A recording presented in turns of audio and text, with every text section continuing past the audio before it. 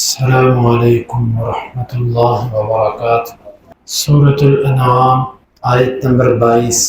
اعوذ باللہ السمیع العلیم من الشیطان الرجیم من ہمزہ ونفخہ ونفثہ ویوم نحشرہم جمیعا، اور جس دن ہم ان سب کو اٹھائیں گے اکٹھا، ثم نقول للذین اشرکوا این شرکاؤکم، پھر ہم کہیں گے ان لوگوں سے جنہوں نے شرک کیا، کہاں ہیں تمہارے شرکا، الذین کنتم تزعمون، جن کو تم گمان کرتے تھے۔ اس آیت مبارکہ میں 3 قسم کی باتوں کا ذکر ہے۔ ہم ان سب کے سب کو اکٹھا کریں گے، مرنے کے بعد اٹھائے جانے کا عقیدہ، حشر، اس کا اس آیت مبارکہ میں ذکر ہے۔ اللہ تعالیٰ سب کو اکٹھا کرے گا۔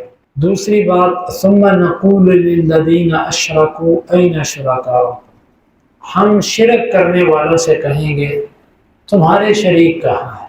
یہ سوال شرمندہ کرنے کے لیے، آر دلانے کے لیے، رسوا کرنے کے لیے ہوگا، وگرنہ اللہ کو تو پتہ ہے، کیونکہ ان کے جو شریک بندوں کی شکل میں ہوں گے وہ ان کے سامنے کھڑے ہوں گے، اور ان کے وہ شریک جو پتھر اور درخت، بت اور اس طرح کی جو چیزیں ہوں گی وہ بھی ان کے ساتھ ہوں گی، حتیٰ کہ سورج، چاند، ستارے، ہر چیز جس کی اللہ کے سوا عبادت کی جاتی رہی، کسی بھی طرح عبادت ظاہری ہو، دل کی ہو، باطنی، زبان سے ہو یا اعضاء سے ہو، کسی بھی طرح کی عبادت، اللہ تعالیٰ ان سے پوچھے گا کہ کہاں ہیں وہ تمہارے شریک جن کی تم عبادت کرتے۔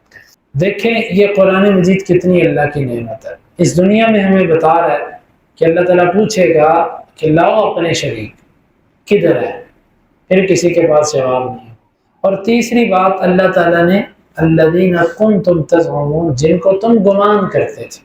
کوئی بھی چیز حقیقت میں اللہ کی شریک نہیں ہے، کوئی بھی چیز حقیقت کے اندر اللہ کی صفات سے جڑی ہوئی نہیں ہے۔ جو اللہ کی صفات ہیں وہ کسی اور میں نہیں ہے، لیکن لوگ گمان کرتے ہیں۔ کوئی کہتا ہے ہمارے نزدیک فلاں سرکار، کوئی کہتا ہے ہمارے نزدیک فلاں، حتیٰ کہ ہر مذہب والے لوگ اللہ کے ساتھ کسی نہ کسی کو اپنے گمان میں شریک رکھتے ہیں۔ اللہ تعالیٰ نے صرف یہ نہیں فرمایا کہ جن کو تم شریک بناتے تھے، فرمایا کہ جن کو تم گمان کرتے تھے، یعنی حقیقت میں تو وہ شریک نہیں تھے، حقیقت میں تو وہ مخلوق ہی تھے، لیکن تم گمان کر بیٹھے، تم کہتے تھے کہ یہ اللہ کے شریک ہے۔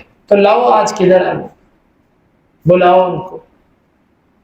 اب آپ مجھے بتائیے، انبیاء، شہداء اور جتنے بھی سلف صالحین اور متقی اور تقوی والے لوگ گزرے، وہ سب قسم اس میں داخل ہیں کہ نہیں؟ اس میں کئی نیک لوگ بھی ہوں گے، لیکن نیک لوگوں کا معاملہ ایسا ہوگا کہ اللہ تعالیٰ مشرکوں کو پکڑے گا، نیک لوگوں کو نہیں پکڑے گا۔ ہاں، نیک لوگوں سے اللہ یہ ضرور پوچھے گا کہ تم نے کہا تھا ان کو، وہ بھی کیوں؟ تاکہ ان کی عبادت کرنے والے شرمندہ ہو جائیں۔ اللہ تعالیٰ عیسیٰ علیہ السلام سے کہے گا کہ اے عیسیٰ اَأَنْتَ قُلْتَ لِلنَّاسِ اتَّخِذُونِي وَأُمِّيَ إِلَٰهَيْنِ مِن دُونِ اللَّهِ، کیا تو نے اور تیری امی نے کہا تھا کہ ہم دونوں کو اللہ کے سوا معبود بنا؟ وہ کہیں گے نا، ہم نے تو نہیں کہا۔ نیک لوگوں سے اللہ پوچھے گا، عبد القادر تو نے کہا تھا میں غوث ہوں؟ اللہ نا۔ علی تو نے کہا تھا کہ میں مشکل کشا ہوں؟ نا اللہ۔ اے محمد صلی اللہ علیہ وسلم، آپ نے کہا تھا کہ مجھے پکارو؟ نہیں اللہ۔ جن کو تم گمان کرتے تھے یہ سب کے سب اللہ کے سامنے کھڑے ہوں گے، اللہ کہے گا کہ لاؤ ان میں سے کسی کو تمہاری مدد کرے۔ اب وہ عقائد جو شرکی عقائد لوگوں میں پھیل چکے ہیں، خدا کا پکڑا چھڑائے محمد کا پکڑا چھڑا کوئی نہیں سکتا، اور اس سے ملتی جلتی باتیں ان آیات کے ہوتے ہوئے ان شیروں کا کفر اور شرک پر ہونا واضح ہو جاتا ہے۔ کسی کا شریک کوئی بھی ہو، کیونکہ دنیا کے اندر جتنی بھی آپ ہستیوں کو دیکھیں گے، اکثر ان میں سے اللہ کے سوا ان کی عبادت کی گئی۔ انبیاء تو انبیاء، امتیوں میں سے بھی جو نیک لوگ گزرے ہیں، لوگوں نے ان کی عبادت شروع کر۔ جب لوگ ان کی عبادت کرتے ہیں اور ان سے مدد مانگتے ہیں تو یہ سب کے سب اللہ تعالیٰ کے ہاں کھڑے ہوں. اللہ تعالیٰ کہے گا ان سے کہو مدد کرے تمہاری. کوئی مدد نہیں کر سکے، نبی کیا ولی کیا کوئی بھی نہیں. تو یہ آیت مبارکہ ان تین باتوں کو اپنے اندر لیے ہوئے ہے. آخری بات کی وضاحت تھوڑی سی مزید، جن کو تم گمان کرتے تھے کیونکہ دلیل نہیں تھی. جس چیز پر دلیل نہیں ہوتی وہ گمان ہوتا ہے، اور جہاں پر دلیل آ جائے وہ گمان نہیں ہوتا، وہ دلیل ہوتی ہے.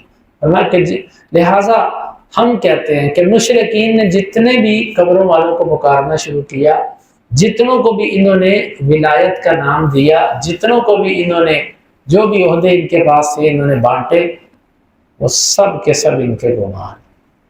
حقیقت ان میں سے کچھ بھی نہیں، کیونکہ اگر حقیقت کچھ ہوتی تو اللہ تعالیٰ نے یہ نہ فرماتا کہ کنتم تزعمون، جن کو تم گمان کرتے تھے. اللہ رب العالمین سے دعا ہے اللہ تعالیٰ سمجھنے کی اور ان کی توفیق عطا فرمائے.